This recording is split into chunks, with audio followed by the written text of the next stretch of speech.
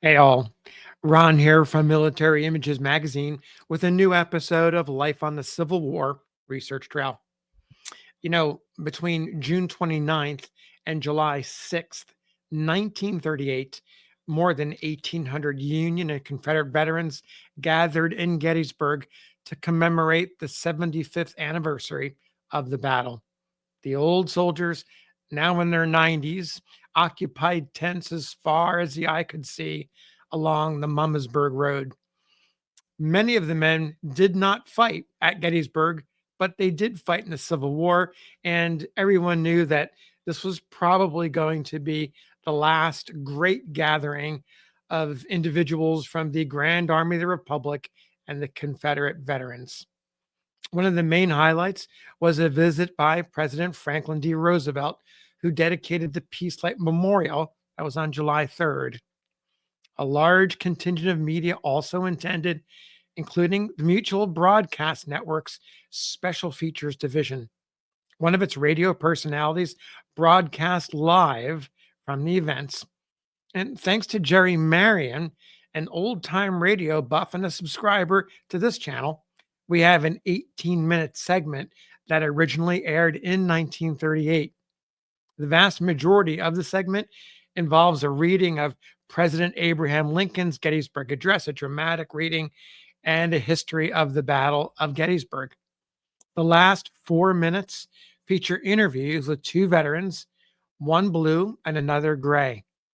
In the last video, I focused on the Confederate veteran Robert Powell Scott of the 45th Arkansas Mounted Infantry, who lost an eye in a skirmish against Union forces in 1864. In this video, I want to focus on the Union veteran, and he's pictured here. His name is Frederick George Pitt, and he served in the 158th New York Infantry. He was a Canadian born in Montreal. It was in December of 1848, and Pitt's family moved to Brooklyn, New York when he was just a boy. He had a very difficult childhood. His father died when Pitt was about 5 years old, leaving him in a precarious position.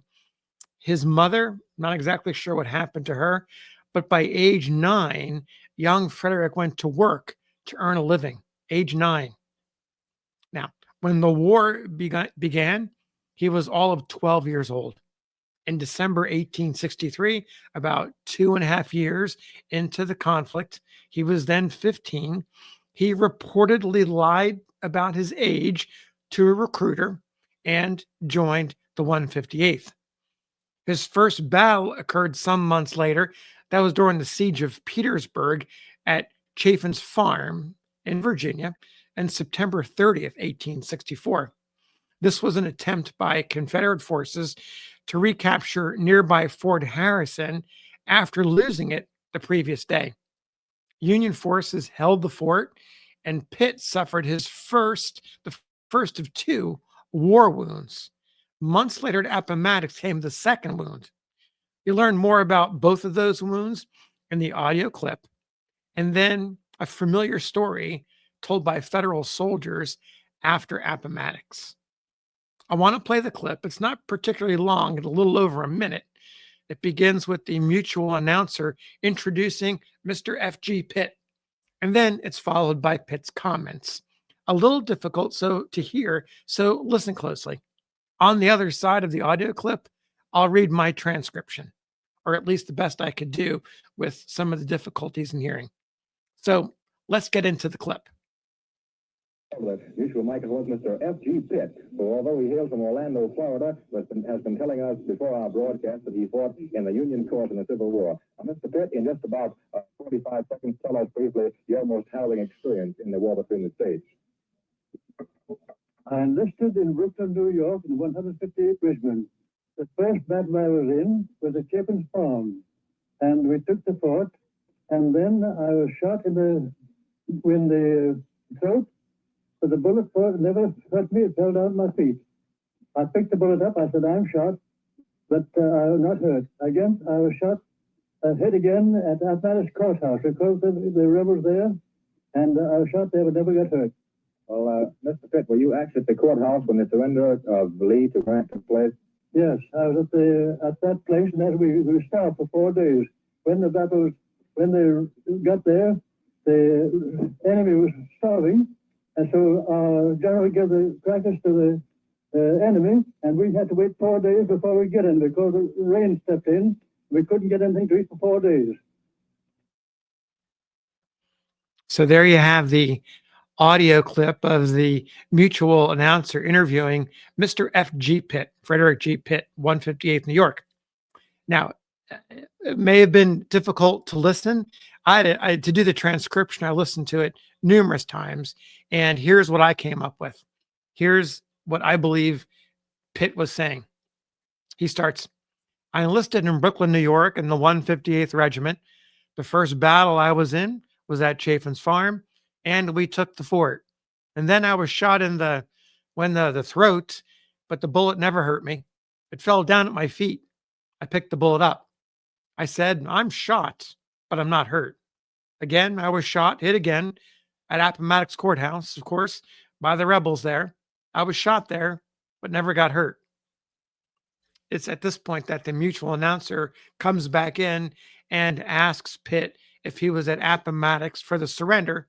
And Pitt replies, yes, I was at that place and we starved for 4 days. When we got there, the enemy was starving. And so the general, he gives the crackers to the enemy and we had to wait 4 days before we got any because the rain stepped in. We couldn't get anything to eat for 4 days. That's the end of the clip. And so there you have Pitt's story in his own words of the two battles in which he suffered, generally speaking, superficial wounds. I suspect that both were caused by spent bullets, but I don't know that for a fact. You also heard the often told story at the end of how their rations went to hungry Confederates. You remember Grant, you students of the Civil War know that Grant promised Lee that he would make rations available for about 25,000 men. And those rations came in part from the Union troops that were on the ground. And they had to wait 4 days before supplies were able to arrive to give the Union soldiers the rations that they had given over to the Confederates. Of course, the bad weather slowed everything down, but eventually they got there. Now, according to family tradition, after being shot the first time, that was at Chaffin's Farm, he made a vow to God that if he would spare his life for the war, he would become a preacher. And his life was spared, and so he did. Pitt went on to become a Mormon minister and remained active in the Church of Latter-day Saints throughout his adult life. He, in fact, lived until age 91, dying from injuries suffered in a car accident in Orlando, Florida on April 1st, 1940, just 8 days before the 75th anniversary of the surrender at Appomattox. So thanks for listening. We'll see you on the next episode of Life on the Civil War Research Trail.